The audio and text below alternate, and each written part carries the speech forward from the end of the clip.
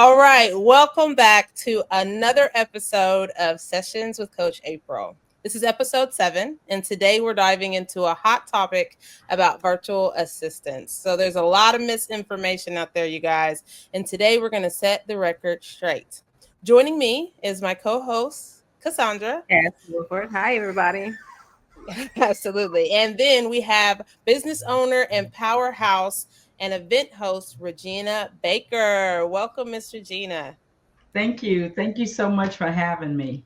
Absolutely. How are you doing today? I'm doing good. I'm doing good. I was looking forward to this, so I'm doing good. I'm excited. Absolutely. So we're going to dive a little bit into an event she has coming up a little bit later in the show. I'm excited because I get to be a part of the event, but I'm not going to give out too much here at the beginning. All right. So let's get clear first. Regina, tell me how you define what a virtual assistant really is. So I think for me, it was literally finding that out when I first hit the streets of this.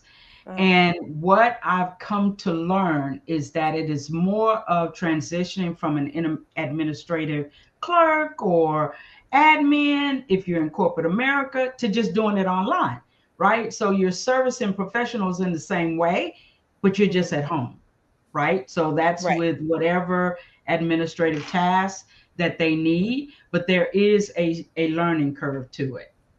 Okay.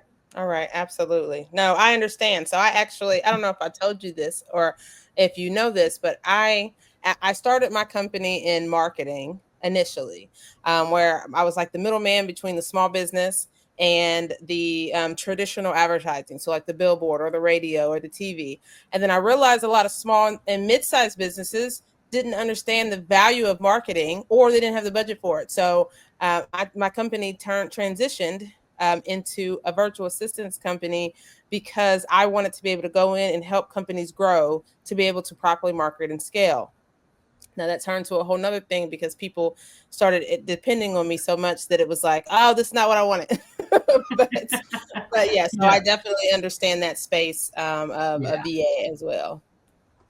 Now, there's so much confusion around roles and titles, right? There's VA, OBM, admin. Can you explain the difference between those roles and what those acronyms mean? Yeah.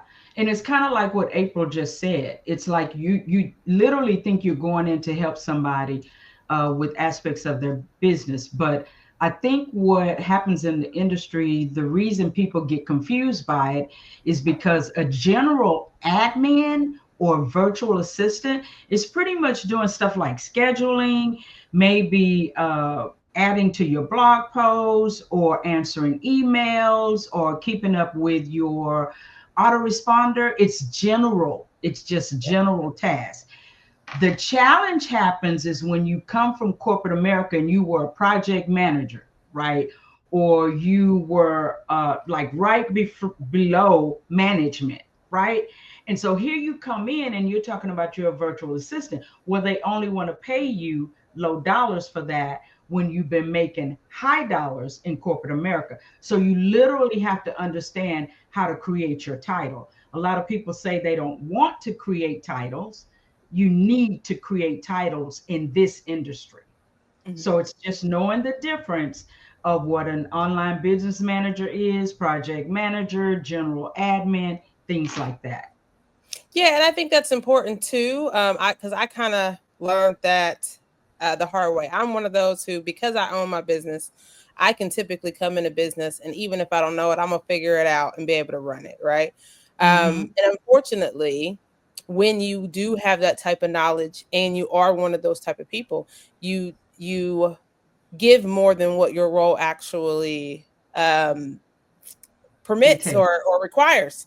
So Yeah. you do end up kind of like running the company. You do end up Mhm. doing a lot of admin or even C level tasks that Yeah. you wouldn't generally do. I think a lot of, especially when it comes to like CEOs, business owners, or the people who need virtual assistants, when you do have a really good virtual assistant, that person kind of becomes everything for you. So you Yeah. kind of depend on them for so much that you tend to forget, wait, that's not really their role. Yeah. So yeah, yeah. Exactly. Yeah. All You right. got So to let's teach people what that means, what that Yeah. role means. Absolutely, absolutely. So I want to bust some of the myths. So what is one thing that you hear all the time that drives you crazy because it's just not true? Well, there's several, but okay, you said one.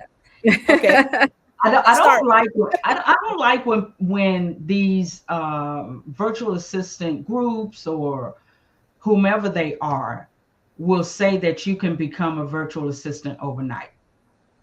That makes me cringe because it's Mhm, not true.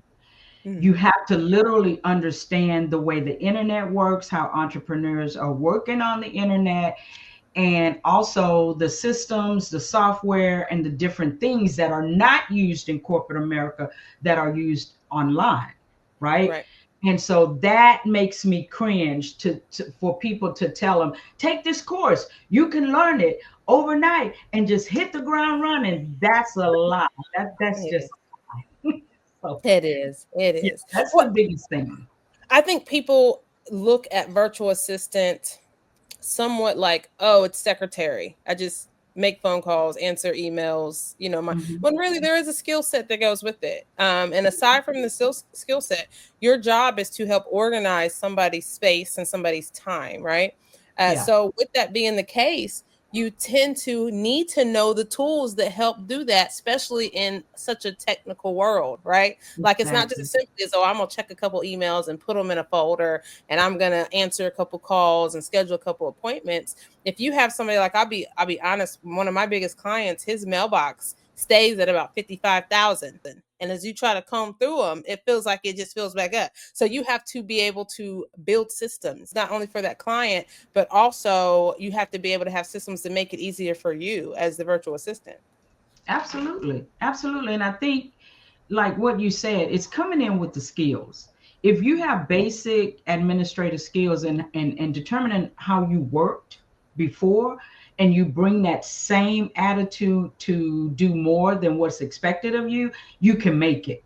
But Yeah. one of the biggest problems is that people are thinking all over the world, and I'm not mad at anybody because you don't know what you don't know, but they're thinking that I need to make some money. So let me just go ahead and title myself a virtual assistant when you don't even have the skills to Right. go into that industry. So I Right. think that that's a big problem, understanding how to leverage on your skills and learning these different softwares, right? Mm. That you're going to need to do. It's also like you said about your client, the emails, like, do you know grammar? Can you respond in a Yes. respectful way? And can you be a communication liaison for that person when they're not looking at their email, but you're responding on their behalf? So Right. it's deeper. It's so much deeper than that. I Yeah. agree. And I think another misconception, speaking on, what you guys said about having a skill set, is you have to have a mindset to do this. You're not going to work with somebody the same way you would who is a lawyer versus somebody who works with casinos. You know what I'm saying? Like you have to be able to adapt to different mindsets, different learning styles, different working styles, all the type of stuff. And you almost have to Hmm. think like an entrepreneur. Not everybody has Hmm. that skill. That's not something that can be taught. Because you are an entrepreneur. Now Yeah. you're your own business person. So Mhm. yeah, exactly. I agree. So I want to Absolutely. rapid fire a few more questions just about the industry, some myths that are in the industry. Are VAs only for big businesses? No, no. VAs can work with entrepreneurs who are just starting out so they can focus more on profit generating activities and you're taking up the back end of their business, right? So it's all in what that person really needs and they're willing to budget for their business to have a virtual assistant. So it's not just for big businesses. And as a matter of fact, it started out with just entrepreneurs, coaches, people like that, consultants, speakers, things like that. It wasn't corporate. Corporate didn't get in on this bandwagon, I would say maybe 6 years ago, six Mhm. years ago, where it really hit the ground, right? And doing remote business. So, yeah, no, it's not. Yeah, I was gonna say I think it's more of the like not necessarily corporate than it is Hmm. because corporate generally has a bunch of people, right? Yeah. Like Yeah. I do see the need for corporate to have a VA, but Yeah. I feel like those companies who are just starting or brand new or are solo dolo, it's one Mhm. person or two Mhm. people or three people, they need it way more. Number one, they can't always afford to hire somebody full time. So a VA is Right. ideal. Number Right. two, they have like 50 hats anyway. So Mhm. having someone to be able to step in and feel like they're not on an island by themselves is huge. So yeah, I definitely feel like it's just like you said, Miss Gina, it's more the and I hate to say smaller business, mid-size, growing businesses than it is the large corporate. Yeah, Yeah. and I even like that you said smaller, right? Mhm. Because a smaller business gets to understand what it means to have somebody to support them. When in the past, smaller businesses didn't think they could afford that. Right. Right. It's Right. all in how you create that structure and the time that you need, and somebody willing to do that for you. Right. Yeah. And that brings me to my next one. Can someone really run a whole company with a $10 an hour virtual assistant? No, no. I want you to elaborate. Okay, so here's the thing. I have a problem, and I well, not a problem. I'm going to call it a challenge with anyone who has a business that is on a consistent basis, which means that they're generating the type of income that they need to make. I'll give you a really good example. Because I'm in the speaking industry, most speakers get on the stage for no less than $10,000 for an hour. So if they're doing that, let's just go to the low end, 3 times a month. That's $30,000, right? That they just made. And you want to pay somebody $10? Mhm. That means that you don't want to invest in your business, Right. right? To get the full return. Because here's the thing, you're always working on a level of measurement, starting at general admin all the way up to manager. So you have to think about you're going to get what you're paying for. And Mhm. that's not a letdown on anybody because I believe everybody starts somewhere. I did, right? Mhm. Yeah. But you're only going to get what that person is capable of giving, right? So running a business for $10, maybe over in other countries, Mhm. right? Have a challenge with that too, because if you're making money in the US, spend money in the US, right? Right. So yeah, I I don't I don't agree with that. If you need to start that way as a small business, right? Then okay. Okay. Is being a virtual assistant a real career path? Yeah, it really is. I've been in this industry doing this particular thing for 10 years, but I've been online looking at all of the different possibilities and the different things that I've been doing since 1996, right? So Mhm. I see it as a career, as an entrepreneur, as a small business, like Mhm. April was talking about. I still consider myself a small business, Mhm. right? So yeah, it can be a career shift for you. It's all in how you identify the way you want that to look. Right, right. I agree. It definitely is because I said I did marketing first and then I went into virtual assistants. I didn't really start making money until I went into virtual assistants. Like that's where Yeah, my money started. But then you realize everything you learn too being in it yeah, because you're learning from different entrepreneurs. It's almost like you learn how to run different type of businesses if you're one of those who does more. I was one of those who I just was never a virtual assistant for just one person. I was always multiple people that I worked for. So I believe it definitely is a career, but just like any career, there you have to be willing to learn. You have to be willing to build the skill sets because it's going to mhm, require skill sets. It's going to require continuing to grow because things change, new systems come out, new tools. So yeah, I definitely agree that it is. So I'm going to shift from myths to values. So when you work with the right VA, tell me what kind of transformations do you feel that businesses will experience? Um, uh, I'll talk about my experience, right? Uh-huh. So, my experience is that most of the people that I've worked with, they were leaning on me to give them the ideas and the brainstorming of what needed to happen in the business in terms of structure, strategy, SOPs, standard operating procedures, things like that. So I think they lean more towards us for identifying what that needs to look like, right? And so that can be that's definitely more than a general admin, right? So and then here's the thing, most clients don't know what they don't know, because if you're working with a high-end coach, that coach is focused more on the work that they're doing, the healing that they're doing, the transformation that they're focused on. They shouldn't be focused on what administrative tasks look like and what that flow. So they're really dependent on you to help them to understand what that's supposed to look like. Can you give a few real examples of what tasks VAs can take off a business owner's plate? A lot.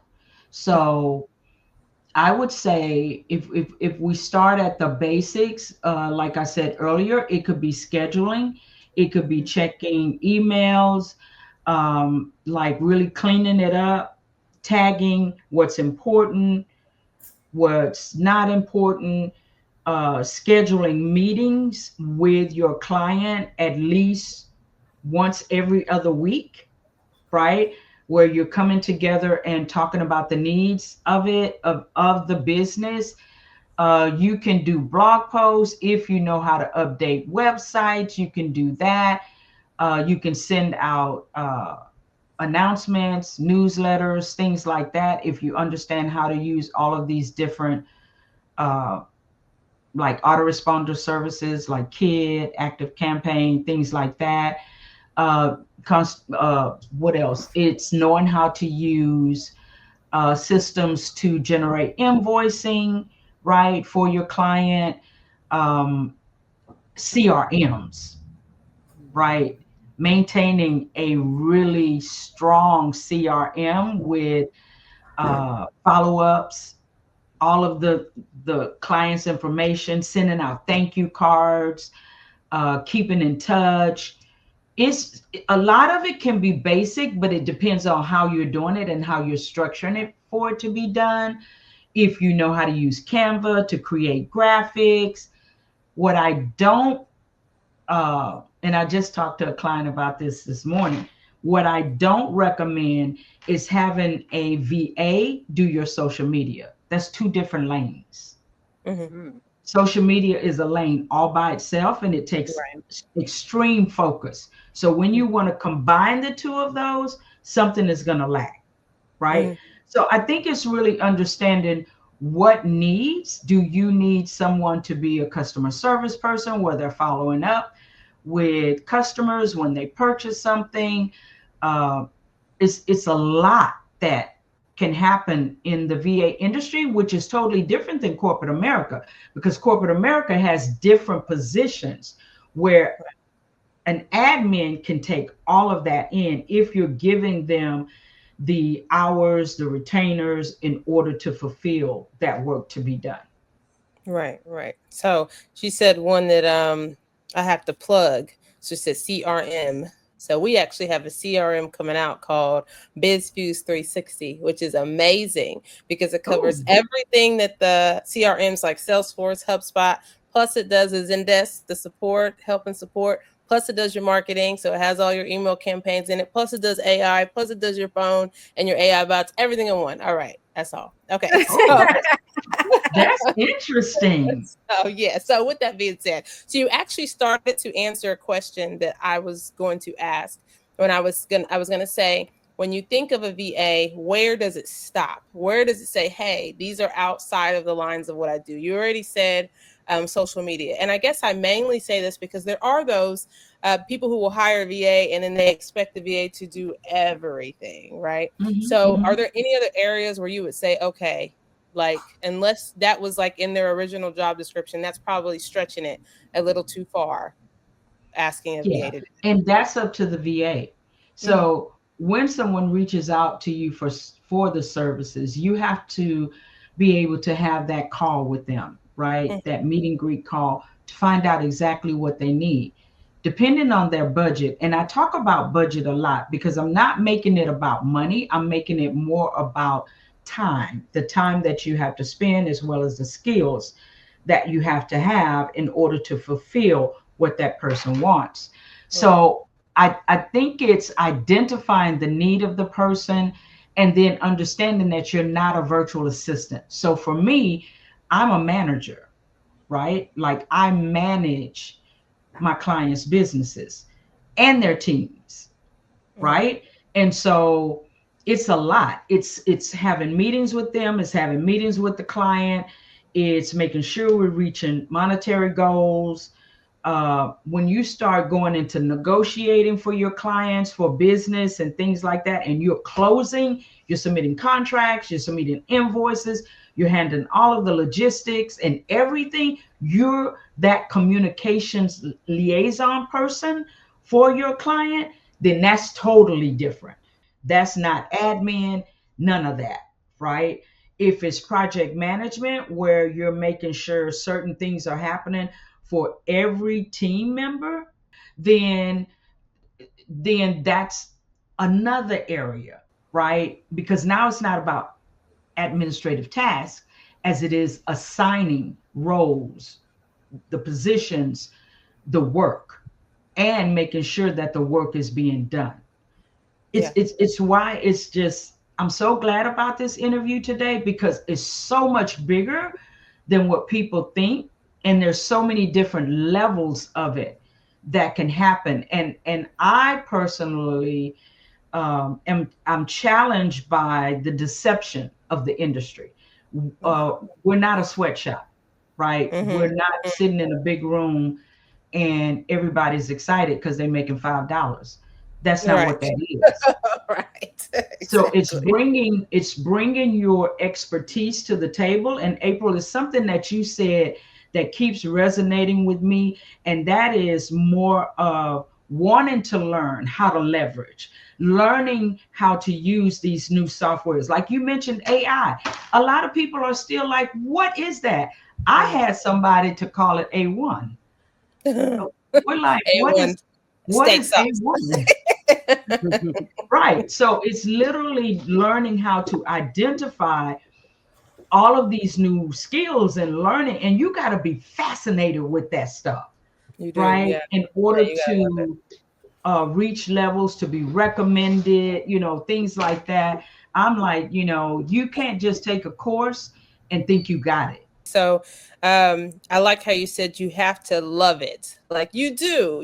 I mean, just with anything else that you're going to do and you're going to be really good at, because it's forever changing. It's never going to be the same all the time, even just from client to client. So you do have to be invested enough to say that I want to make this person look so good by making sure their emails are managed, their schedule is managed, whether you're managing a website, whatever it is you're doing for them. You have to be willing to go out and do additional research and make sure that you're putting them in the best space, because that's how your name gets brought up in other rooms. Like, oh yeah, no, I got this VA, or I got this, based on what you bring to the table. I always say, anytime you hire somebody, whether you're hiring a VA, whether you're hiring somebody in the office, the goal is for them to make money for you. Even if they're not a salesperson and they're not making money because they're going out and selling your product, just for the simple fact that they make your life easier. So now you have more time and you're more organized, you're still making money for me. You're giving me more time to now focus on other things. So it's important to want to be that for whoever you're working with, whoever your client is. And that's how you stay on top as a VA. Yeah. And Cass even said it. It's mindset. That's first. That's first and foremost mindset, period. Yeah, no, I think that's in everything. It's definitely a mindset. You can teach somebody. They either have it or they don't. Yeah. Now, I know you talked about a budget. They have to have a budget for it. But outside of that, what are some things that a CEO needs to have in place before he tries to bring someone on as a VA? That list of knowing what they need and being more specific, like really having a conversation and being transparent, right? There's no need to not say what you need, because then you're going to be disappointed because you kept something away that's not happening. And then you're in expectation of that person to read your mind when they're just really getting to know you. right? So it's being realistic and writing those things out and asking a person, how do they really feel? Absolutely. So So it's just I'm gonna being add a. I'm sorry. Go transparent. ahead. No, go ahead. I'm gonna add a little bit to that list. I agree. Come in knowing what you want and what you need from somebody. But Mhm. to go a little bit further, also be prepared to teach. Don't just give a list to somebody and say, here, do this, and assume that they not only know how to do it, but they know how to do it the way you want them to do it. Because Right. there are a lot of things that I can do. And if you just give it to me, I'm gonna do it my way. I'm gonna do it the Mhm. best way that I think that I'm gonna present it to Mhm. you. But then Mhm. to be upset that, hey, I didn't want it like this, I wanted it like that. Grace Yeah. also comes with that. Understanding that it's a learning curve.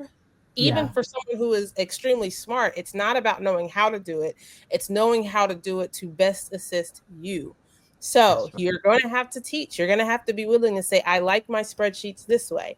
I like my Mhm. mail sorted this way.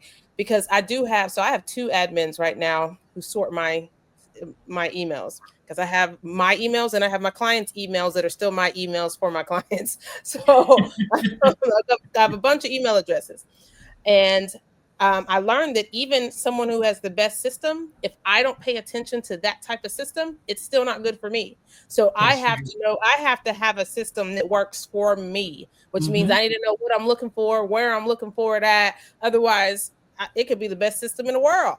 If I can't use it, so yes, I feel like being willing to allow you to learn with them and them to learn with you is so important. So, And can I add one more thing to that? Because that's really good. One of the things that we say in every one of our meetings is that we do not rely on our memory, mhm, right? So yeah, one of the systems that we use is Asana, yeah, right?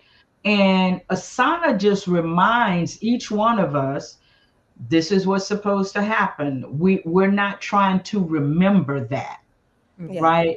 And so as long as you have a system that can remind you, and that's why these CRMs are so important, mhm, it holds you accountable to the work. So you're yeah, not dropping the ball. Mhm. But we say that in every one of our meetings, we do not commit anything to our memory thinking that it's going to happen because it's in here, mhm, right? So, yeah. yeah, yeah. I just had a conversation with a client a second ago.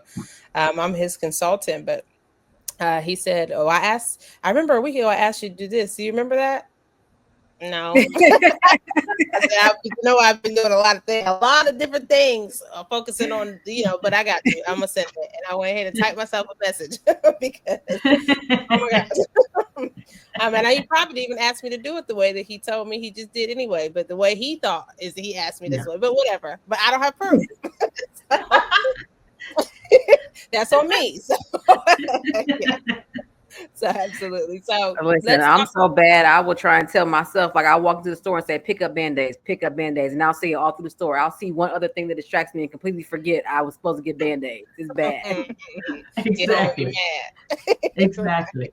But giving grace to yourself, right? Mhm. Like you said, you got to be able to give each other grace because we make mistakes every single day. And for anybody to think that they're not going to do that, that's just not true. So how do you personally build your brand to stand out in the VA space? Uh, but let me tell you what really happened. I was truly blessed by this client that I tell you that I've been working with for 10 years. It was her telling me of my strengths, right?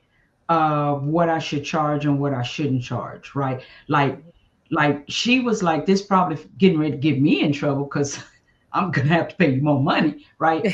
But it's like she truly taught me the power of identity, self-identity, Mhm. understanding what my skills are. Because my background is in IT, it can go like huge, right? But knowing how to identify where and what I really wanted to do, creating my brand. I used to think, y'all, I used to think that brand was just about colors, and I was like, I'm not good with colors anyway. They just do all. I didn't want to focus. I didn't know it was literally creating who you are, right? And people being able to identify with your brand.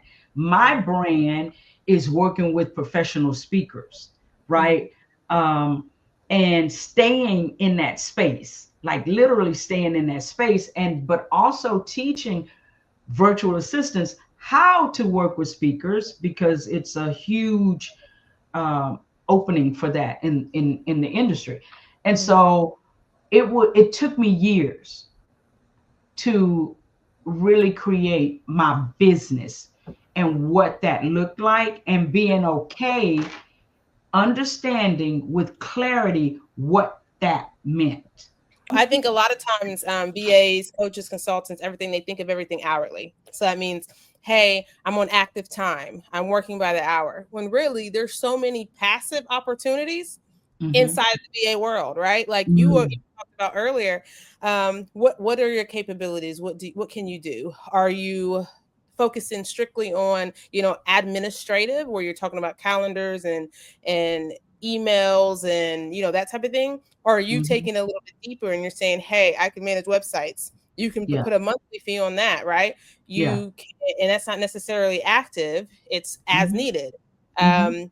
Maintenance in different areas, developing different, like for me, I develop courses for a lot of my clients.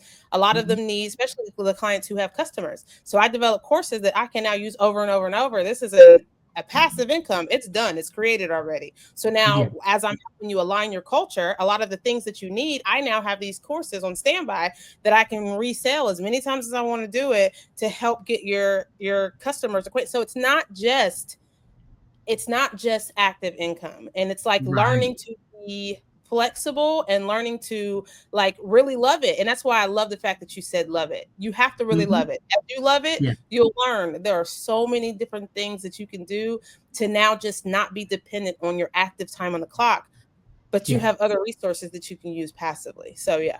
Yeah. I'm grinning because I'm like, she all in the conference. Because it's true. It's true, but they don't know what they don't know. And that's where we come in to help them to understand, the opportunities that are available to them, and not just relying on client income. Right. Right. Because if you love this type of work, this industry, there are a multitude of things that you can do to generate passive income, right, Absolutely. on top of client income. Right. Yeah. Absolutely. Absolutely. Yeah. So let's keep it real. VA and client relationships, they sometimes thrive, but they sometimes crash. And I have multiple ones that I could give an example of crashing, but I do Mhm. have some very thriving ones, depending on how they're managed, right? So, Yeah. what's your advice for creating a solid working relationship between a VA and their client? Communication is the key. Mhm. Communication is the key. And I think being open, transparent, and honest. There's no such thing as a wrong answer, right? Your feelings are valid no matter how much people want to put weight on your feelings, but they won't put it on themselves, Mm. right? And so I think that what has helped me is the communication and not taking things personal, Mhm. right? Drama free. Mhm. Uh, but the client has to give 150% clarity on what they need, Yeah. and not be an expectation for somebody to create miracles. But then, as being a business owner myself, I have to show up, right? Mhm. And want to bring expectations that are beyond what the client is even looking for. So I think it's communication. Um, Communication is just the key, right? Yeah. And honesty, right? Yeah. And Well, yeah, the sometimes, I would say you need to be willing to have the hard conversations too, not just the pleasant, grateful, smiling that conversations. that Mhm. Mhm. Yeah. exactly, because So I've had relationships that I had to cut off. I mean, we yeah. can go and have lunch, but we can't do business together, Mm, and me we both too. know that, right? Yeah. And so it's just knowing who you want to work with. Don't be so desperate that you're miserable. Yeah, absolutely. Yeah. Absolutely. One of the things earlier I said grace, and there was something else I wanted to say. I figured I remember what it was. Something you said reminded me. So this is not just for somebody, these are not just for the VA side, but this is also for somebody who wants to bring on a VA. Accountability is so important. Taking Yes. accountability. So as a VA, if you messed up, okay, you messed up. You're human. Take accountability. Learn from it. Figure out how you could do better next time. But also as the client, accountability, because we are not miracle workers. That's not Yeah. as a VA. That's not as a coach or a consultant. As much as we want to provide miracles, and some of the stuff we do feels like a miracle because we're taking things off your plate, we can only work. We can only help you as much as you allow us. So if you're Yeah. missing meetings, if you're not communicating with us, like you said, it makes it hard for us to be able to perform the way you would like us to perform. So Mhm. accountability is very important in a relationship between a client and a VA. I think it's also important, April, that when you're hiring somebody to work with you, you literally need to know how much time you need that person. So Yeah. if you are wanting that person to be solely focused on you, then you got to have a good budget, because Yeah. virtual assistants look to have several clients, Yeah. right, in order to create the goal that they're looking for. And a lot of times that's the need of the home. It's not that they're trying to bling or anything like that. And so they will have additional clients. But if a client really wants that sole focus on them, then they got to have that kind of budget. Right, because they got to think this person has to live.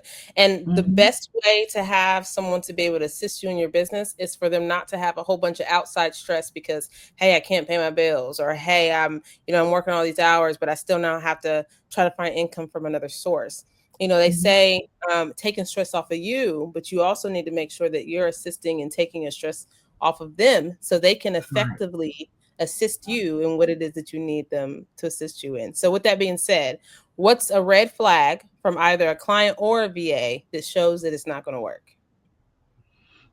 I think that not showing up, Hmm. missing meetings, missing deadlines on a consistently basis.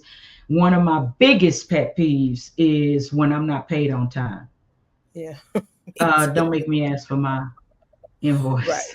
Yeah, It's just chase not for gonna my work work. well. Right, It's right, exactly. I didn't have to chase my work, so I should have to chase my bill. So, no. Yeah. Got you, I told absolutely. a client, I did. I told a client, I don't care if you Barack Obama, if you supposed to pay me on Thursday, I'm gonna need it, right? So Right, I don't want to have to ask for that, right? right, But I also know with having that type of mentality that I have to show up. I yeah, can't be yeah. missing meetings. I cannot be missing deadlines, and then sometimes stuff happens, but you Mhm. you gotta have open communication about that, right? And Yeah. so yeah, And I've that's learned with repeat offenders in that area, prior to paying prior to, most of my clients pay prior to anyway. I think I have like two clients that pay after the fact. But I've also worked with them for a very long time, and but if you are someone who you get paid after, then those repeat offenders pay prior to the work is done. So if you pay me monthly, you pay me in the beginning of May for May's work. So that way I'm not sitting here, having to pause work because I'm waiting on my payment. So, Yeah, did you see my face on that? Because here's the thing, I don't anybody I train, I tell them get your money up front.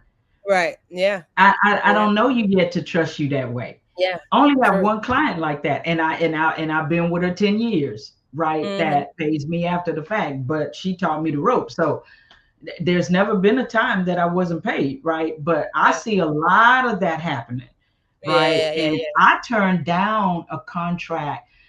It was a $60,000 contract Hmm. because they refused to pay me ahead of time Hmm. because of their payment system. And I told them, I said, I respect you. I don't expect for you to break what you're doing, but I don't break what I'm doing. This just Right. is not a good fit. Right. Absolutely. So it's No. it's just literally knowing that, because we shouldn't chase money, Right. right? No. I don't chase money. And then it makes it more difficult to focus on doing the work because I'm worried about the fact that I ain't got my money yet. And then am I going to do more work you're going to have to owe me money for? So, and Yeah. it's not just about money. We already said you have to love it, but let's be real. People have to get paid. Like, We're here to make money. Right. I ain't But doing it with for the the right fun. mindset, with the right professionalism, yes, thank you for that. Because a lot of people will say it's not about money. Yes, it is. Your client, it's about money. Yeah. For them. Well, how Yeah. come it's not for you? Right. Right. And I Yeah. remember the struggle days. I remember the days that I struggled. And I was like, I couldn't focus because the light bill was due. Yeah. So I can't focus all the way in if you're not paying me for me to pay the light bill. So I'm not going to focus on your stuff. Right. Right. So all of that's a part of that learning curve of how you need to structure and have strategy in your business. It's not being arrogant. It's not being mean. It's not hateful. It's none of that. Right. It's just the way you need for your business to flow. Right, absolutely. So before we wrap up, Regina, tell us about this upcoming conference. Tell us the name, tell us a date, and what inspired it. I am so excited about this conference, and here's why. I rejected it for so long. Like God has been telling me to do this forever. I didn't think I was qualified. I didn't think I could get the speakers. And April, I'm so grateful that you said yes. Not one speaker hesitated, not one. And so, I didn't have that. I have confidence, as y'all can tell from the way I talk, but I didn't have confidence that I could get the speakers I wanted. Okay. Right. So I literally had heard April speak before, and I was like, oh my gosh, I just got to have her. Because she speaks with clarity, truth. You literally understand. And I said, who better? Right. And so, and then I was nervous at the fact that who gonna show up? Like, because when it comes to virtual assistant organizations, I don't have an organization. I don't have that big organization with thousands of virtual assistants. So I'm like, oh, we're going to have to heavily promote this thing. But a peace came over me, right? And, you know, to have the caliber of speakers that I have, that I know they're going to bring it, and they're going to bring it. People are buying Mercedes-Benz and they can't leave the lot because the motor not in it. But every one of my speakers are Mercedes-Benz and, you know, Range Rovers. And guess what? The motor in it, right? And so that's why I'm so excited, because I know that everybody is going to bring it and help these women. I'm emotional about that. To help these women and men who have been struggling for years on this false stuff that's out there. I know a lot of people are not going to like this interview, but like I said, you know, if the truth hurts, you know, tell me what a lie feels like. These people have been struggling too long. And so we're going to bring them 2 days of real information. We ain't trying to set a course. We're not trying to do that.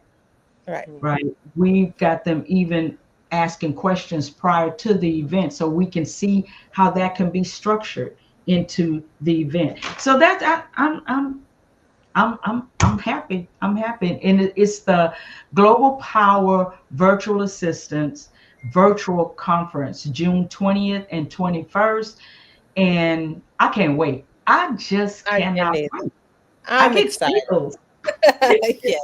Yes, I'm extremely excited. I wrote my so I'm one of those where I'll write my speech or my presentation. I don't even like to say I'm a speaker. I say I'm a teacher. But I wrote my dissertation, whatever you want to call it. I wrote it, and then I went and I scrubbed it a little bit. And then I'm one of those who, after I write it, I want to write key points, because I don't want to read. You know, I don't want to memorize something. I want to go from the dome with just the key points that I want to touch. And I was going through this, and one of the things I'm talking a lot about VAs and government contracting with everything that changed in the new presidency and where we are right now. A lot has changed in this government contracting, but I'm so excited to be able to announce that we still win. So I'm excited about the conference. So absolutely, I'm so excited about the conference. So, and I know you're gonna bring it. I know you're gonna bring it, and I'm sure that has changed a lot, and everybody's gonna bring it, right? yeah, absolutely. We've got so many speakers, and I'm glad that Crystal Washington, which is my longest client, is going to speak on AI, right?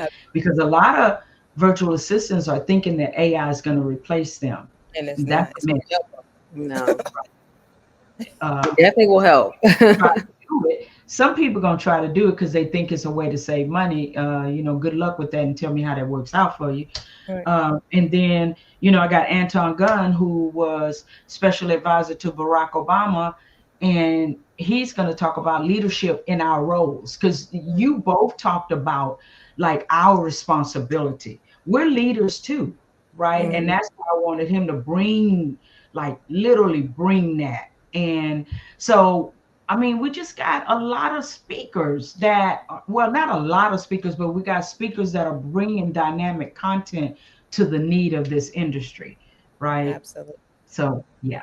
Absolutely. And I know you touched on it briefly when you said that, people can expect to get real information that they can use to help them succeed. But what else can they expect to walk away with from this conference? Oh, they're literally going to walk away with strategy on what to do next. One of the things that I learned early on in doing business is my mentor taught me, no matter what you're learning about the industry of what we're doing, and this was before I got on the internet, he said that you need to know what to do next. So it doesn't matter if somebody's talking to you from the stage. What do you do next? So presentations, conferences, summits, things like that are temporary emotions if people don't know what to do next. And that's what we call aftercare. And I'm hoping that each speaker is going to create some type of package like that, where that person that is interested in what they're saying can come back to them, right? With this aftercare package offer for them, because it's just not going to all happen at that conference. And I don't want people to think that. While we are going to give some dynamic steps of what to do and how to do it next, the real realization, the manifestation of it is going to happen in the aftercare. Right. Absolutely. Absolutely. So tell us where they can get tickets. Where are tickets? How do they find you? Even whether it's conference or even outside of the conference, how do they find you? Yeah, it's easy to find me because I'm all over the internet as Regina Baker, right? Okay. Chenier is my married name. I've been with my husband now for 8 years, but everybody knows me as Baker, right? So you can always find me. AskReginaBaker.com. Okay. And GlobalPowerVA.com. Okay. GlobalPowerVA.com is where people can register for the conference. And I don't know, it's like the Holy Spirit is talking to me right now. So what's going to happen is that because of April and Cass, we're going to give a discount. So we're going to have a coupon. I don't have the coupon ready right now, but we'll have it when people are able to listen to this. And I'm going to create a coupon with a huge discount, because this is not about money. I'm going to make some money. I'm not going to lie. But it's not about getting rich off of people, right? And here's the great thing. I get to pay each one of my speakers because they deserve it, right? And so I'm going to create a discount, and I think I'm just going to call it April Cass. April Cass. That's what we're going to call it. April Cass. Okay. And then you'll know what it is. And so I'm just excited. Wow. You just got to what you hear. Yeah. When we market this, you guys will see down at the bottom of the screen the web address, where to find it, where to find Miss Regina Baker, Ask Regina Baker. And then we'll have the QR code, or not the Q. Well, I can make it to a QR code, but we'll have some QR codes. We'll have the special promotion. And then outside of this, we'll promote it. So she'll tell us how long we have it, Absolutely. and then we'll make sure we'll promote that to you guys. So I'm so excited to see you guys there. This episode just redefined the entire VA space. Regina, I want to thank you for dropping these gems and elevating the conversation today. Thank you so much for having me, April. Transparency. You have such a transparency and passion for your business, and it is so obvious. And to everyone watching, whether you're a business owner, needing support, or a VA looking to give support, we hope that this gave you clarity and confidence to move forward in whatever decision you need to make. All right. And don't forget to like, share, and subscribe. Register for Regina's event, you guys. We'll see you next time on Sessions with Coach April, and goodbye.